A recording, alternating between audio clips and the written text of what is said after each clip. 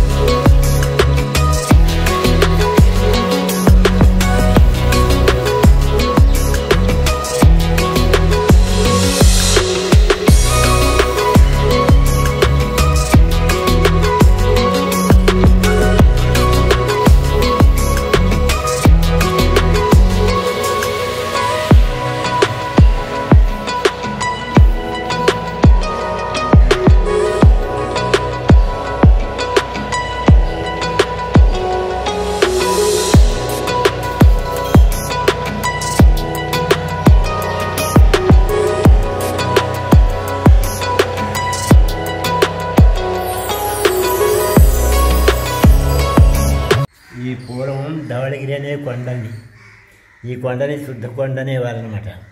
తర్వాత ధర్మరాయ్ ఏమైందంటే ఇది రామపాదక్షేత్రం. ఈ యొక్క ధవళేశ్వరంలో మొత్తం పెద్దదంతా కూడా ఇదే ఒకటి చేత ఏంటంటే ప్రతి ఒక్కళ్ళు కూడా ఏ కార్యక్రమాలు చేసుకున్నా ఏం చేసుకున్నా కూడా ఇక్కడికి వచ్చి చేసుకుంటూ ఉంటారు. తర్వాత రాములు గారు పరిపాలించేటప్పుడు కృతయుగంలో ఇక్కడ ఆయన స్నానం చేసి దేవుడు స్నానం చేసి ఈ స్వామికి పూజ చేసుకున్నటువంటి బాణం అన్నమాట అండి. ఇది రామలింగేశ్వర స్వామి అనేటువంటి పేరుతోటి ఆయన ప్రతిష్ఠ చేశారు. ఏంటంటే ఆయన కొన్ని వస్తూ ఉండగా అడవుల్లోంచి అప్పుడు త్రేతాయుగం అంటే అడవులే కదా, ఆ అడవుల్లో ఏంటంటే ఆయన ఎక్కడ వీలుంటే అక్కడ ప్రతిష్ఠ చేసేవారనమాట. దాని మీద ఏంటంటే ఇక్కడ ప్రతిష్ఠ చేశారు కాబట్టి రామపాదక్షేత్రంలో స్నానం చేశారు కనుక ఈ రామపాదక్షేత్రం అనేటువంటి నామకరణం వచ్చింది. దీంట్లో కనుక ఈ దేవుడు ఇది వశిష్ఠ, గౌతమి, గోదావరి అనేటువంటి 3 పాయలు కలిసిన నది. ఈ నదిలో స్నానం చేసినట్లయితే 60,000 సంవత్సరాలు స్నానబద్ధం పొందుతుందని చెప్పి కాశీఖండంలో రాసి ఉందన్నమాట. అంటే ఏంటంటే ఇది రామపాదక్షేత్రం. ఇది పెద్ద క్షేత్రంలో ఇది ఒకటే రామ ప్రతిష్ఠ కాబట్టి రామలింగేశ్వర స్వామి అనేటువంటి నామకరణం ఇది చేశారు. వెంకటేశ్వర స్వామిది బొమ్మ ఏంటండి?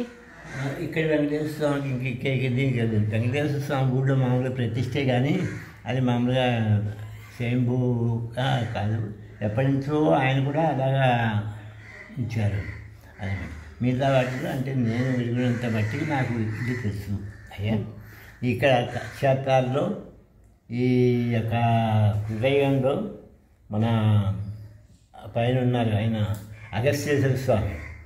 అగస్త్య మహర్షి తపస్సు చేసుకుని ఆయన అగస్త్య మహర్షి ప్రతిష్ఠించిన బాణం. తర్వాత 2 ఈయన మొత్తం 5 శివాలయాలు ఉండేవండి. 5 శివాలయాల్లో కూడా ఏ శివాలయం కూడా అన్నీ కూడా పురాతనమైనటువంటివే, కానీ ఇప్పుడు అటువంటి కాదు. అందుకు కనిపించేటువంటివి ఇప్పుడు 3 ఉన్నాయి. ఆ కృతజ్ఞతగా అది కూడా అగస్త్యేశ్వర స్వామి, రామలింగేశ్వర స్వామి, లేకపోతే డైరెక్ట్గా వెళ్ళిపోతే విద్యాలయ రామలింగేశ్వర స్వామి అనేటువంటి శివాలయాలు 3 ఉన్నాయన్నమాట. ఇది కాక పైన జనార్దన స్వామి ఆలయం ఉంది. ఈ జనార్దన స్వామి ఆలయం అంతకంటే ఎక్కువ ప్రతిష్ట, పేరు పొందినది.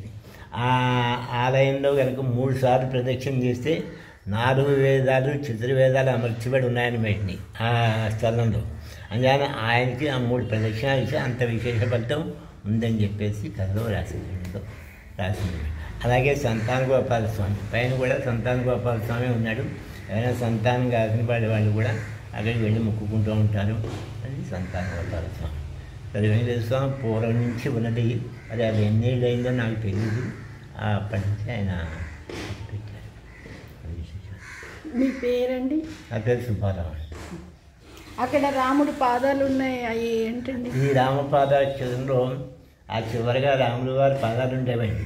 అంటే ఆలయం కొద్ది శిథిలావస్థలో ఉందని దాన్ని పాదాలు తీసుకెళ్ళి పైన జనార్దన స్వామి కూడా ఆంజనేయ స్వామి వెనకాల ఉన్నటువంటి ఆలయంలో అమర్చబడ్డారు. అక్కడ ఉన్నాయా? అది రాంబాగ్. థ్యాంక్స్ అండి.